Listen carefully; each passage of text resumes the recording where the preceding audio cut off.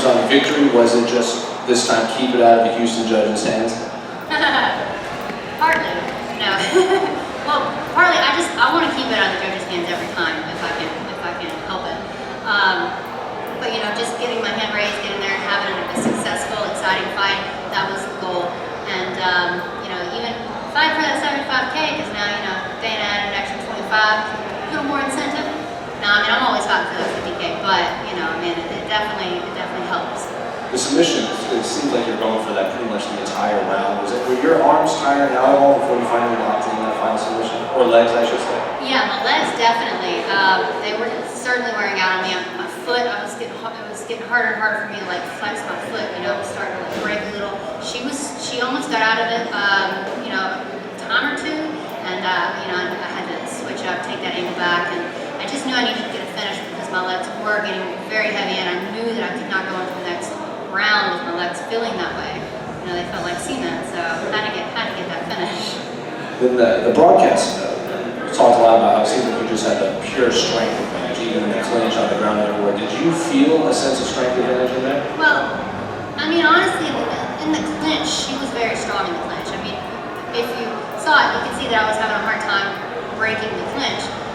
But on the ground and in the tie-ups, you know, I felt really strong. I definitely felt like I had an advantage overall on the ground, especially.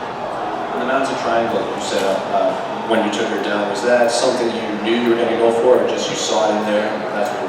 Man, I've been practicing a couple of things, but honestly, like warming up in the back, Tony and I were going over some things, and that setup happened. You know, I mean, it happened naturally in the back, and it happened naturally in the fight. And you know, what you work is what happens. I mean, sometimes you know it just plays out perfectly, and that is just happened to play out perfectly for me. And the crowd finally back in tennis, what you make of the full capacity? It's a lot of fans in for an early green light. Man, I'm excited to have the fans back. The energy was there for this fight. My last fight in Vegas, it just felt like there was no energy. It felt flat, you know. And I think not having the crowd there really played a part because I feed off of the energy of the crowd. I feel like, and man, tonight it felt really good. You know, just walking out, standing there, like having the fans yell at me and you know wave to me and trying to shake my hand and wish me good luck. You know, and even coming back after the fight, everybody wanting to take pictures and stuff. It just really means a lot, and it really helps, I think, with the fights. I mean, as you can see, everyone's getting a finish tonight. I don't know if it has to do with the fans and the bonus, but it's something. And finally, in terms of your career, is there any names you want next, or when you want to return after that win? You know, I'm willing to return as soon as possible. I feel great, and I want to get a couple of fights in, you know, before the end of the year.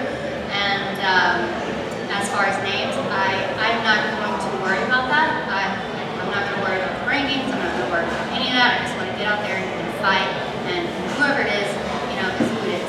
I just want to stay on this win streak. You know, I'm back in.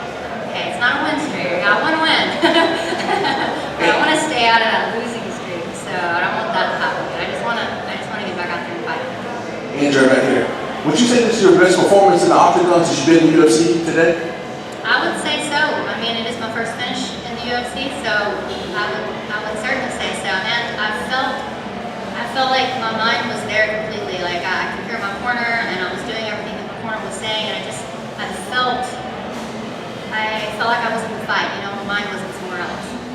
How much did training in Denver help you out in front of the crowd and being, you know, you train at altitude, you know how altitude is. Did that give you an extra boost when you were feeling the legs burn out towards the end of the second round? I guess it did. I mean, I didn't, you know, in the last couple of fights, I have felt really exhausted and fatigued, and I trained hard for every fight.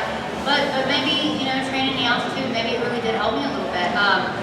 I felt good. I felt like after the first round, I didn't feel tired. I mean, I didn't even feel like that round was over when it was over. I mean, it went so quickly the first round did, you know, and I was breathing normally, you know, and I felt fine. So maybe yes, maybe the altitude did help. You said you don't care who you fight next. Do you care how quickly you get back? When would you like ideally to come back? I want to get back in I don't want to turn around and fight next weekend, obviously. I mean, I can't because I'm suspended for 7 days. But I do want to turn around and fight quickly. But I know Tony has a fight coming up, so I want to focus on that. And that's in July, so, you know, maybe after that. You think you need a top 5 person, regardless of who it is, and you want a top 5 person? I'm just excited to get back out there, you know, and I want to just enjoy being a fighter and being a part of the UFC. You certainly didn't seem to show any extra pressure on your shoulders, but a lot of fighters coming in after a few losses on the record seem to have a little pressure, want to go out there and really make an effort to solidify that victory. Did you feel any extra pressure coming in here today? Oh, I felt pressure, yes.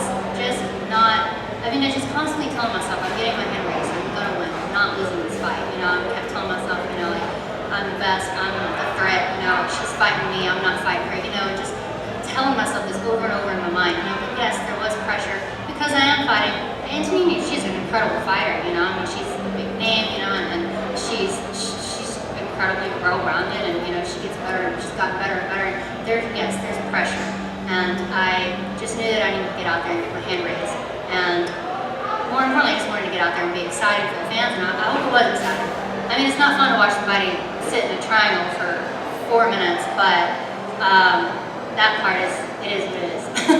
It was still actually pretty exciting to watch it, to see if you're going to get it. Well, thank you. And just finally going back, you kind of mentioned yourself, you said Antonina, she was coming in with a big name, you know, even the commentary, sometimes it feels like you can see like it sort of swayed in one particular direction. Do you feel that people were coming in too high on her and maybe were overlooking you going into this fight? Honestly, I did not pay attention to any of that. I don't even know what the statistics were. I don't know where. I don't know if, like, I know I was in for sure, but I wasn't paying attention to any of that. I wasn't listening to anything, either with what the commentators were saying or any of the build up to the fight.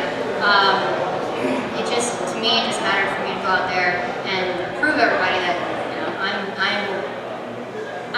belong to the top 10, you know, and that just because I've had 3 losses, 3 close decisions, you know, that doesn't mean that I'm not still a threat in the division. You know, I am.